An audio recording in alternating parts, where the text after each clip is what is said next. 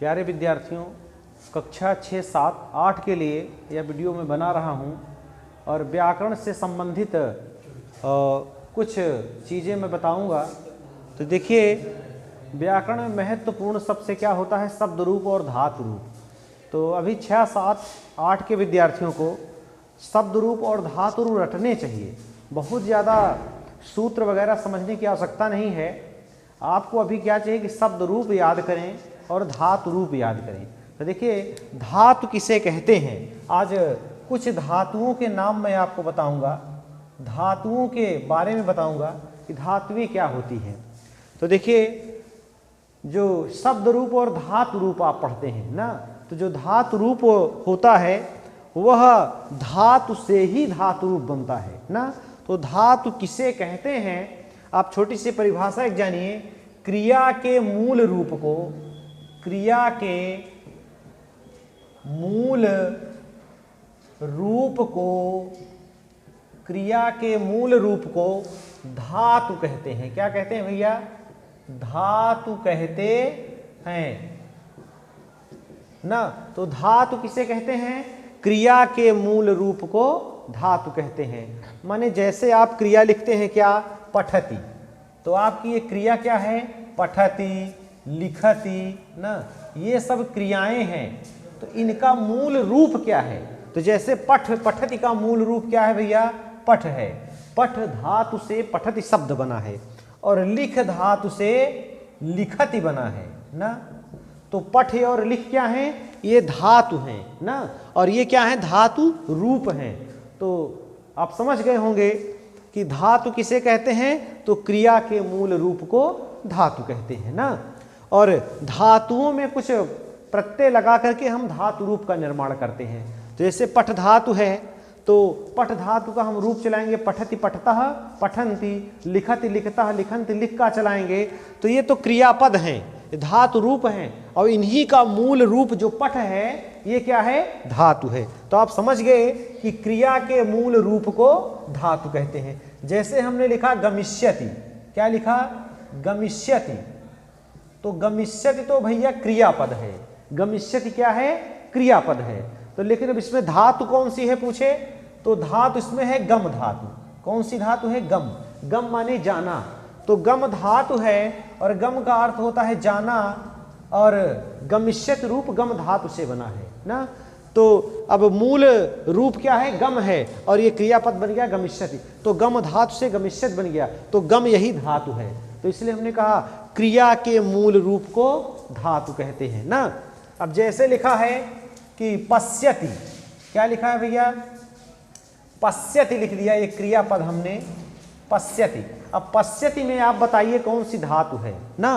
पश्यति जैसे वह देखता है, सह पश्यति अनुवाद करेंगे, तो पश्यति में धातु कौन सी है, तो आप बताएंगे दृश्य धातु है। कौन सी धातु है, दृश्य धातु। दृश्य माने देखना, दृश्य माने होता है देखना, और दृश्य को माने दृश्य को पश्य आदेश हो जाता है, तो रूप दृश्यत दृश्यतः दृश्यन्ति नहीं चलता, पश्यति पश्यतः पश्यन्ति चलता है।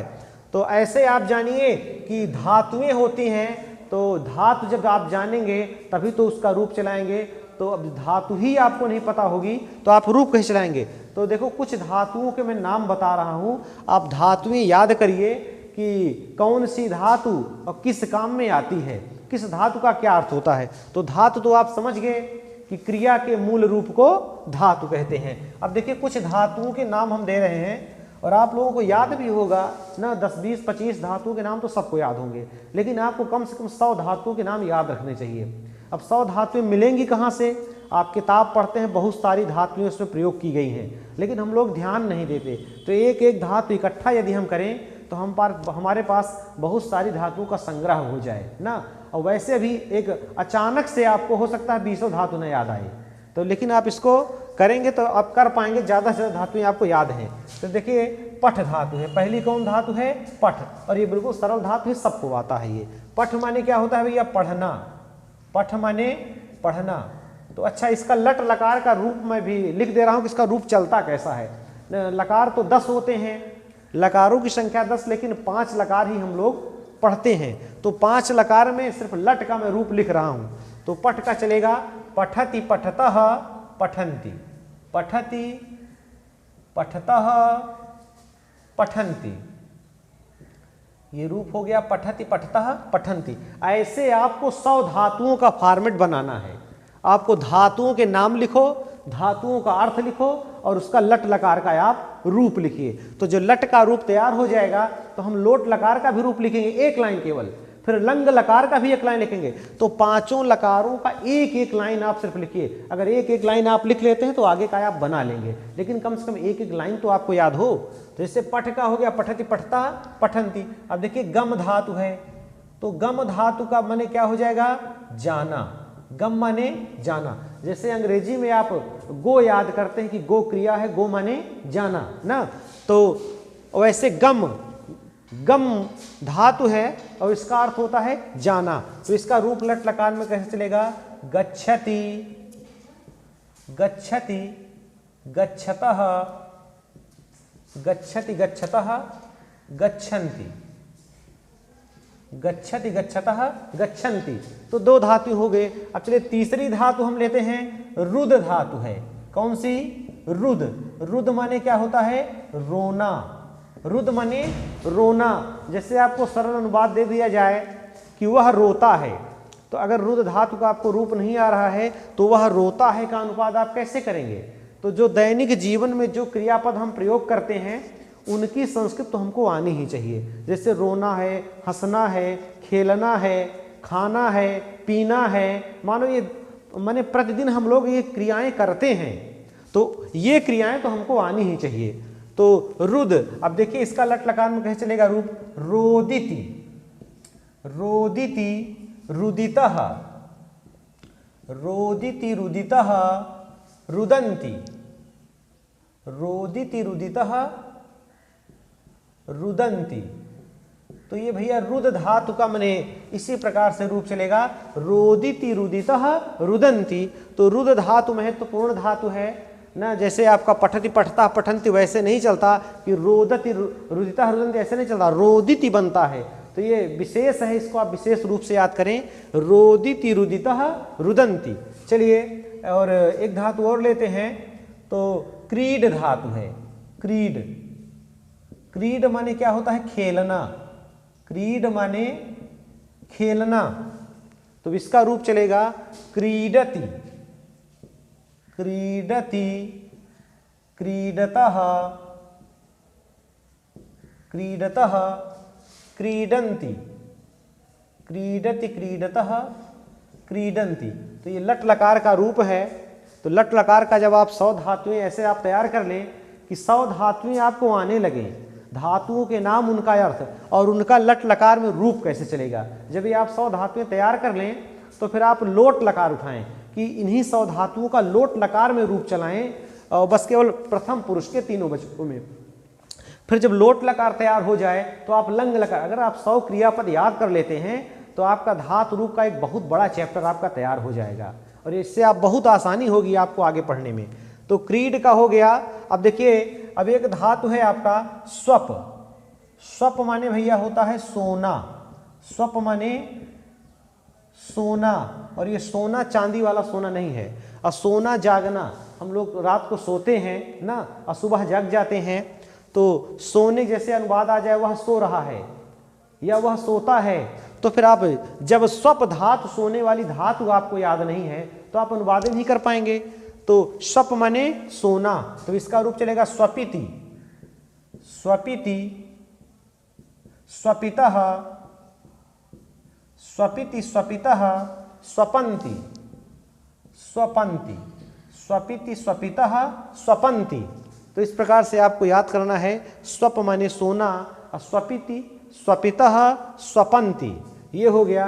अब देखिए भी धातु है एक। भी माने क्या होता है भैया? डरना। भी माने डरना। तो अब देखिए भी धातु का भी प्रयोग माने आपको सरल सरल अनुवाद आप बना पाएंगे, जैसे वह सांप से डरता है। अगर ऐसा अनुवाद आए तो आपको भी धातु का रूप आना जरूरी है। अगर भी धातु आप नहीं जानते हैं तो आप इसका अनुवाद फिर नहीं कर पाएंगे। तो धातुएं आपको याद करनी है ताकि आप छोटे छोटे संस्कृत के वाक्य बना पाएं और पढ़ पाएं। तो भी माने क्या होता है? डरना। भी माने डरना। अब इसका रूप चलेगा विभेति, विभेति विभीतः, विभेति विभीतः, विभ्यति, विभेति विभीतः, विभ्यति, विभेति विभीतः, विभ्यति ना। तो विभेति माने डरता है, वह सांप से डरता है। सह सर्पात विभेति। हाँ, तो जिससे डरेंगे उसमें पंचमी लगेगी, तो विभेति का प्रयोग करेंगे ना, तो सह सर्पात विभेति, वह सांप से डरता है। तो जब धातुएं आपको याद हो जाएंगी तो इन धातुओं को लेकर आप छोटा छोटा अनुवाद बनाएंगे। जैसे आपको पठ धातु आ गई तो वह किताब पढ़ता है, इसका अनुवाद आप कर पाएंगे। गम धातु आ गई तो वह घर जाता है, ऐसा अनुवाद कर पाएंगे। तो कुल मिलाकर धातुएं याद होनी बहुत जरूरी हैं। चलिए, भी धातु हो गई। अब एक धातु लेते हैं हम पच। पच माने होता है पकाना। पच माने पकाना। जैसे चावल, सब्जी, दाल ये सब पकाया जाता है ना, आग पर ये सब पकाया जाता है। तो पकाने के अर्थ में पच धातु आती है। तो इसका रूप चलेगा पचति, पचति, पचतः, पचति पचतः पचन्ति, पचति पचतः पचन्ति। तो पच धातु का पचति पचतः पचन्ति। और देखिए एक धातु है प्रक्ष। प्रक्ष, प्रक्ष माने होता है पूछना। प्रक्ष माने क्या होता है? पूछना। और प्रक्ष को पृच्छ आदेश हो जाता है, तो इसका रूप चलेगा पृच्छति, पृच्छति, पृच्छतः, पृच्छति पृच्छतः, पृच्छन्ति, पृच्छति पृच्छतः, पृच्छन्ति। प्रक्ष माने पूछना और पृच्छति, पृच्छति पृच्छतः, पृच्छन्ति ये रूप चलेगा इसका। पृच्छति पृच्छतः, पृच्छन्ति। अब पूछने के लिए है ये प्रक्ष धातु। याच धातु देखिए, याच, याच माने होता है मांगना। याच माने मांगना। तो मांगने के अर्थ में याच धातु होती है। याचति, याचति, याचतः, याचन्ति, याचति, याचतः, याचन्ति। याच माने क्या होता है? मांगना। और देखिए कितनी धातु है? 1 2 3 4 5 6 7 8 9। एक धातु और आपको हम लिख दे रहे हैं। 10 धातुएं में लिखा रहा हूं और आप याद करके इसमें 10 धातुएं अपने से आप जोड़िए और आप जोड़ लेंगे, बिल्कुल सरल काम है। तो एक धातु हम और इसमें लिख दे, हन धातु। कौन सी धातु है? हन। हन माने होता है मारना। हन माने मारना ना। हन माने मारना, जान से मारना। तो एक मारना होता है, ऐसा थोड़ा सा मार देते हैं। और हन माने क्या है? और जान से मारना। तो हन माने मारना। अब इसका रूप चलेगा हंति, हंति हतः, हंति हतः घ्नन्ति, हंति हतः घ्नन्ति। ऐसा रूप चलेगा हन धातु का। तो ये रूप देखिए थोड़ा सा अलग है, कठिन रूप है। हंति हतः घ्नन्ति। तो इस प्रकार से हन धातु का रूप चलेगा। तो ये 10 धातुएं यहाँ पर मैंने आपको बताई हैं। इसी तरीके से आपको 100 धातुओं की लिस्ट तैयार करनी है। तो 10 तो मैंने अभी आपको लिख कर ये बता दिया कि आपको कैसे पढ़ना है। तो अब बहुत सारी धातुएं आप जानते हैं और बहुत सारी नहीं भी जानते हैं। तो कुछ आप जानते हैं, कुछ नहीं जानते हैं। बहरहाल आप इस तरीके से बनाएंगे तो 100 धातुएं आप याद कर लेते हैं तो आप बड़ा काम कर लेते हैं। आज के लिए बस इतना ही। अब बस धन्यवाद।